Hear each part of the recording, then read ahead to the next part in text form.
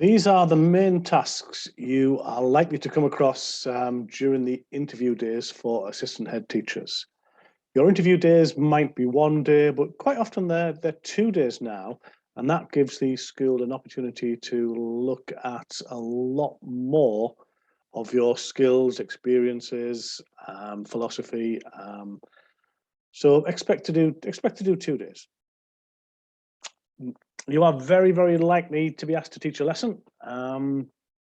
This might be short though, might be 20 minutes or 30 minutes. So what is the school looking for in that time period? How you interact with the students. Make sure your lesson is student-centered, it's active learning. You are getting the students to think deeply. You are setting goals, you are measuring their progress in the lesson. It's their general overall feeling they want of how you are going to work with their students. So make it very, very much student-centered. Now, I would recommend you do a lot of prep for this because it's going to be a task that will be heavily on your mind until you've got it out of the way. So ring up and talk to their class teacher. If you can, visit the school, have a look at the classroom you're going to teach in, the layout, how the desks are arranged, find out the range of abilities of the students. If you speak to the teacher, then in what type of learning style do students learn best? What's her advice on doing that? And that sort of things. Just do as much prep as you can for the class, and you will be asked about your lesson when you go to your formal interview at the end of the interview day or interview days. So when you've taught the lesson, make sure you do an evaluation of it. What do you think went well? What progress do you think the students made? How do you know? What formative assessment task did you use? And if you were to teach it again, what would you do differently? How would you make it better? If you are applying for an assistant head teacher job that involves curriculum assessments, you're probably going to get some kind of data analysis task. They'll give you some information, probably going to be some kind of Excel spreadsheet, I would guess. That's what's more commonly used. Analyze the information by different groups, different cohorts. So how are the different classes doing? How are the boys doing compared to the girls? How are the different ability groups performing? Are they more able, really being stretched? Are they really achieving what they can achieve? Also have a look at how your SEN, your SEN students are doing and your EAL students.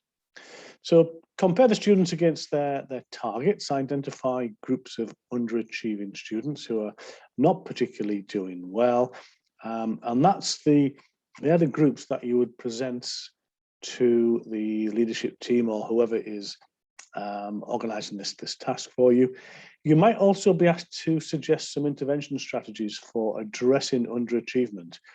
So take a list of these with you, ones that you've used effectively in your school, that your SLT use or that you use. Group discussions are fairly common, and these could be on any topic at all. But it's usually about something that is a current issue in education or a current issue for schools, or it could be something that is a school improvement priority for this particular school. So if you've done your research and you know what Ofsted have said or what they talk about as their school improvement priorities, prepare a few notes on that. Now, make sure you do contribute, but don't dominate. Build on other people's thinking, show that you will listen to other people and that you're prepared to take their points of view into consideration. And base your arguments on evidence if you can, and try and come across as being very logical and very rational. So the points that you are trying to make should be backed up with some kind of evidence or logic to support them. I would recommend having a notepad handy. and as other people are talking, just make a few key notes on those, and then you can refer to those when you get your opportunity to join the conversation. It just shows you've been listening. It just shows you are interested in what other people are going to say. And at the end of this, quite often you'll be asked to summarize your thoughts on the discussion or to share your key takeaways. And that's really where your notepad would come in very handy there. So don't be afraid to make notes. I do that all the time when I'm in meetings, and because there are some key things that I want to make sure I do remember. We might give you a problem-solving task. It would normally be something that allows the group to have a lot of discussion. And we're looking for, can you collaborate as part of a team? Are you willing to share your thoughts and opinions with the rest of the group, as well as to listen to them? Again, get involved, but don't dominate. Where you can, bring other people into this discussion, or involve them in the task if they're not getting involved. I would like to see that as someone being a really good team member. Ask what other people think. Do get someone to keep track of time. If you don't, inevitably you'll run out. The group will run out of time here, and you won't have really got to a good solution to the task. Usually you'll be asked to present a solution. You might want to take the initiative, but it's good if I hear someone ask the group, is anyone keen to present the solution?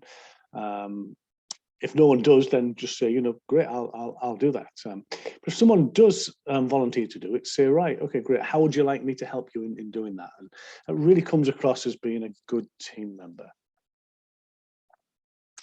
Organization exercises, an intro exercise is pretty common. This is an exercise in prioritization. You might be given 20, 25, 30 tasks, and they'll ask you to prioritize those tasks. Now, usually there's 4 categories that you would put the tasks into. What's urgent and important, what's non-urgent, but is important, what is urgent but not important, what's non-urgent, and what's not important. And once you put the tasks into these different categories, then you can prioritize which of these tasks that you will do yourself and which ones you are going to delegate to other people. So especially the ones that are urgent but not particularly important, you need to delegate those and delegate them pretty quickly. The important ones, you might decide to do most of those yourself, or you might decide to delegate that to other members of your team. But remember, safeguarding is always your top priority when you are deciding what to address first. Student panels are pretty common. They'll ask you about your teaching style, what kind of teacher you are. They're trying to figure out, will students at this school actually enjoy being taught by you? So be personable, be confident, talk to them, in a really enthusiastic manner.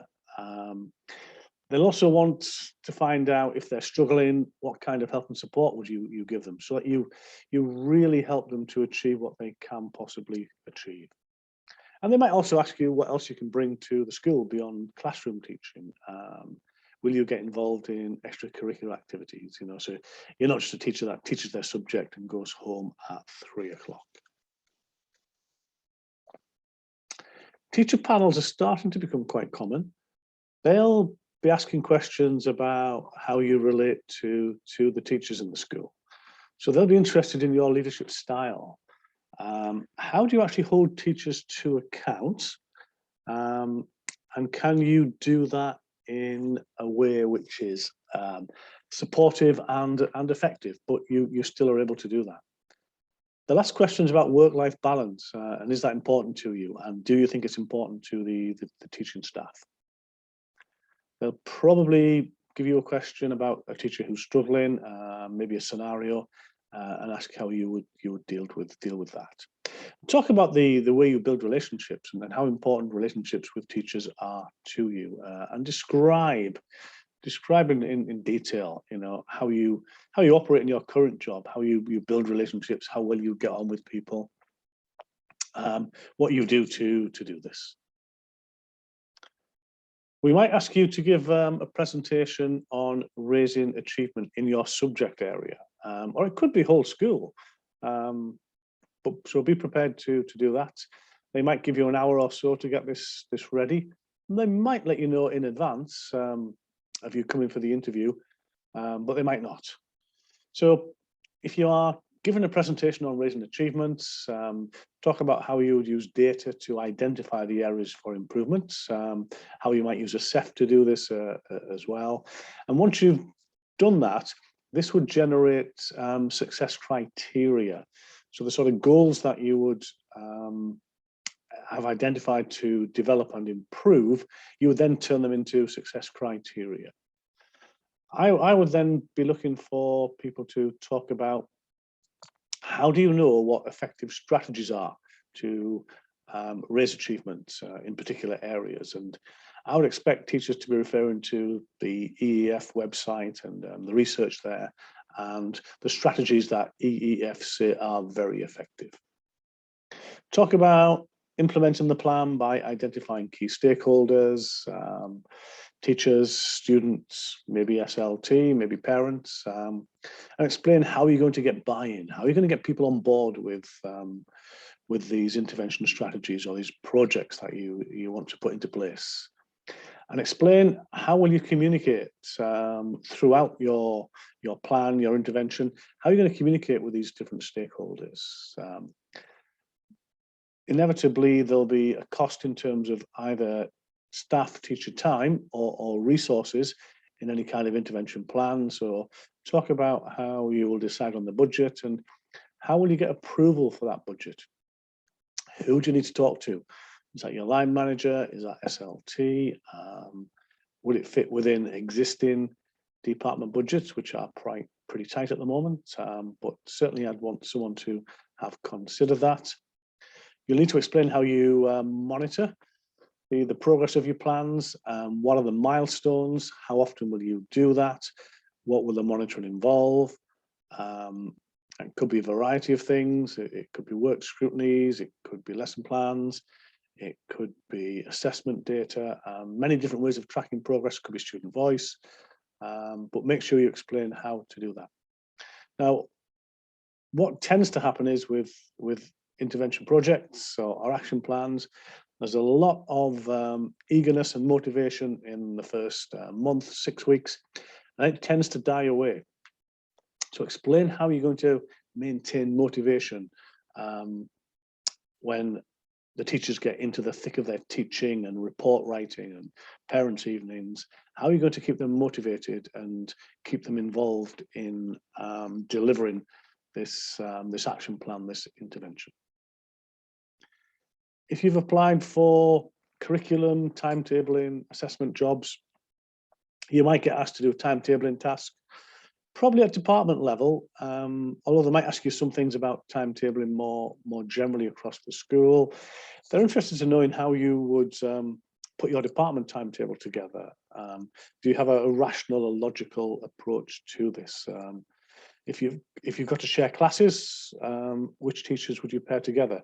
Would you pair an inexperienced teacher, a new teacher, with a more experienced teacher? Who would you give Key Stage 3, Key Stage 4, Key Stage 5 classes to? And if you had a little bit of slack in the timetable, who would you give full timetables to?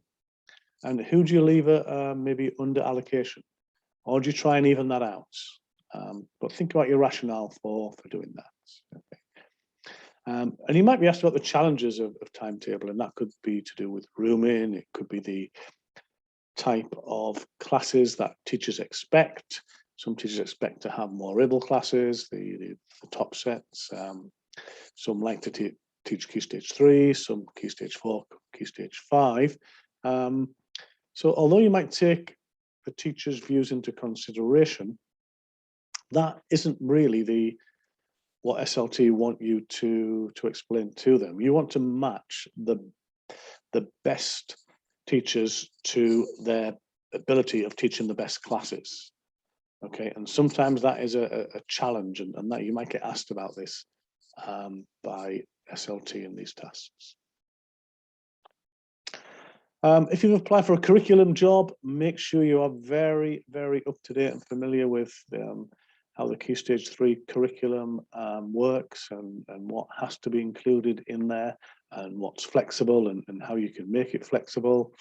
Certainly be very, very aware of Progress 8, how that works, and the different pathways that students can take to achieve a strong Progress 8 score. And we're mainly talking here when you get into the sort of last bucket of more free choices. Once you get outside of the EBAC subjects, what sort of vocational flexibility do you give to students? But even inside the EBAC subjects, your weaker students might struggle with the language option, and computer science has become an option there as well. So really have a think about what are the key choices that you can give to students, but that will focus on getting the school a really strong Progress 8 score as well. Schools are given a lot more time now in the curriculum to maths and English, in Key Stage 4 in years 10 and year 11, and that's because they sort of double count to everything. So you might get asked about that and the impact that might have on other subjects. If the school asks about changing the curriculum, any considerations about a task on that, you'll need to think about the impact on staffing costs, and also the impact on staff maybe having to teach outside of their own subject area. If you're taking a reduction in humanities, for example, to bring in something like Chinese, which some schools have been doing, then what's going to happen with that existing staffing where they've lost a bit of their timetable? Point number 11, that's not as common, but I certainly have been asked to do that a few times when I was applying for senior leadership jobs. I had to give an assembly to a whole year group or 2 year groups together. And if we ask you to do that, we just want to see, are you confident in front of a large group of students? Because we need SLT to be confident and to give assemblies. And can you engage them? Now, to do that, you might decide to involve the students. You might not. There's no set way of doing this, but you do need to think about, for that school and those students, what is the level of information that you need to pitch the assembly at? Obviously make it pretty visual. If you can, maybe a bit interactive, have a little bit of a demonstration or something. You don't want to be talking to them for 15, 20 minutes, just you talking to them. You need to have some kind of sort of two-way interaction with this. And I'd be looking for, when the students have left that assembly, have you inspired them? Are they talking about the assembly when they leave it? Well, I hope that's been useful for you. There's 11 key tasks that are used very, very commonly during the interview days for assistant head teachers. Go back through them. Some of these you can prepare for and you can practice doing. Some of them you can prepare answers for in advance of the sort of questions that you might get. So hopefully you'll get to the interview stage and you'll be able to perform really well at these tasks and have a great chance at getting that job offer.